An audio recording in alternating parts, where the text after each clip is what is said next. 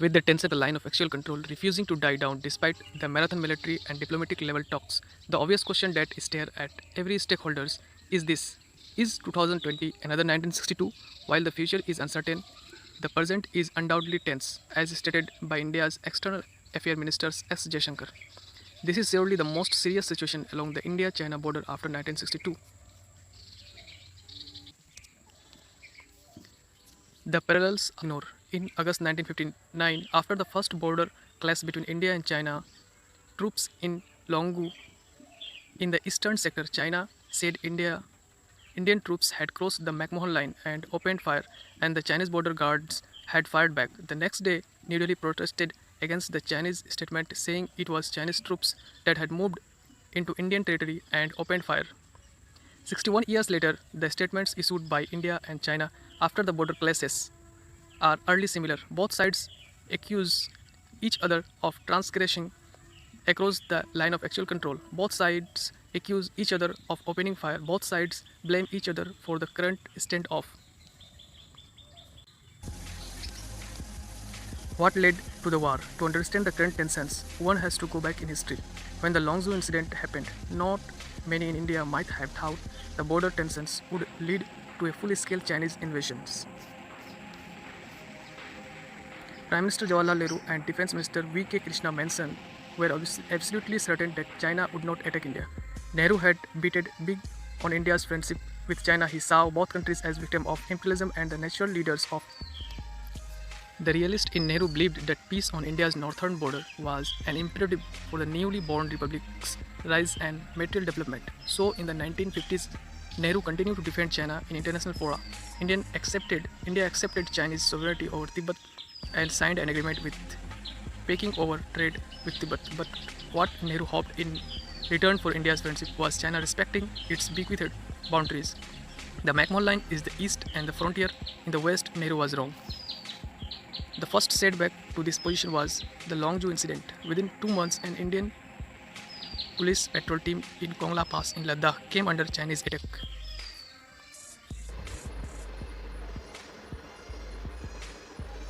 This was a wake-up call for Nehru. He asked Chinese troops to withdraw from Longzhou in return for an assurance from India not to reoccupy the area, and proposed that both sides pull back from the dispute Aksai Chin, where China had already built a strategic highway. China rejected this proposal and made a counter-offer to recognize the McMahon line in the east in return for India's recognition of Chinese sovereignty over Aksai Chin.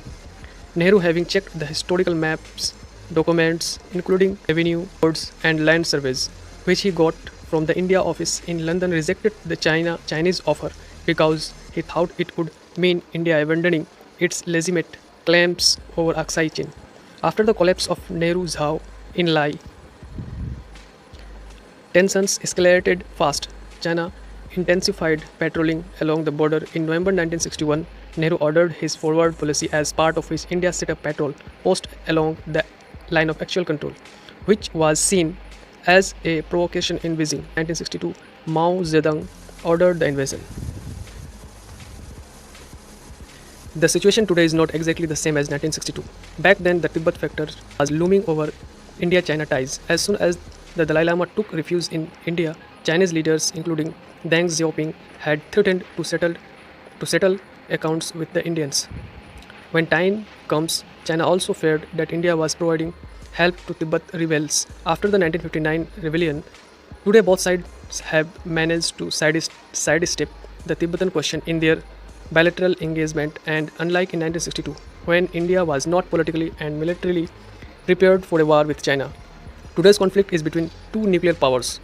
But the problem is this: while the overall situation is different, the border conflict looks similar to what was in the late 1950s and early 1960s. The boundary has still not been delimited and demarcated. China has not recognized the McMahon line, and India has not accepted China's control over Aksai Chin.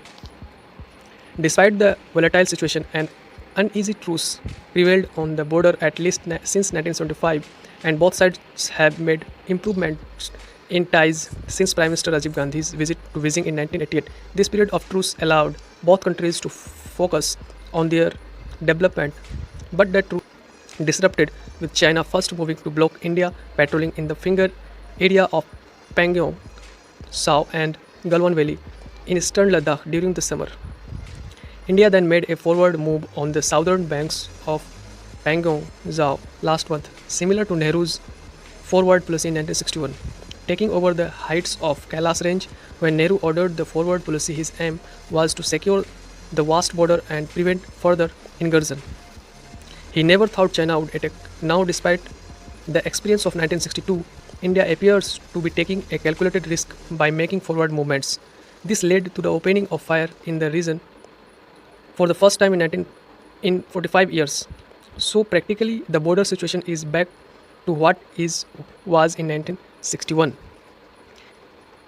In the run up to the 1962 war, Mao had taken a unity and struggle policy towards India. This meant laying emphasis on unity with India on mutually agreeable matters while continuing the struggle over the border issue. Nehru failed to understand the gravity of this approach. He first saw only unity, and after the Longzhou and Kongla clashes, he saw only struggle. China, on the other side, consistently played what game theorists call the game of strategic dominance. The strategy which would yield positive outcomes, irrespective of the strategies of the rival players. Back then, China saw itself as the most powerful force in Asia. Japan had been devastated by the war. The British withdrawal, the partition of subcontinent, had changed the geopolitical balance in the continent. Mao was facing challenge to this leadership within the party after the disastrous Great Leap Forward. Globally, there were cracks in the Sino-Soviet alliance, especially after the Soviet intervention in Hungary.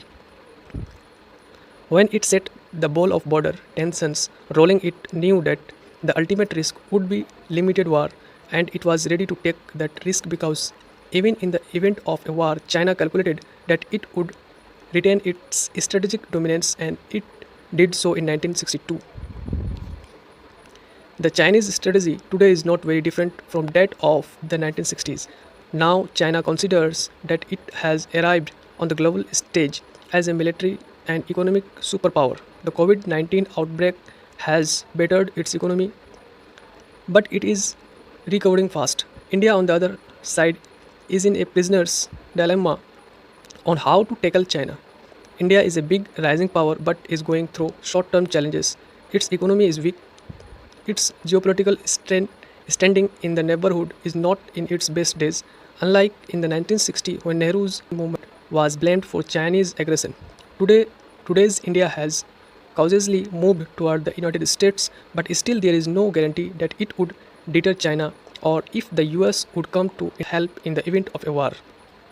A combination of all these factors might have led China to believe that it can play the game of strategic dominance once again. If India plays it on China's term, there will be war. The question is whether it would walk into the trap laid in the Himalayas or learn from the experience of 1962.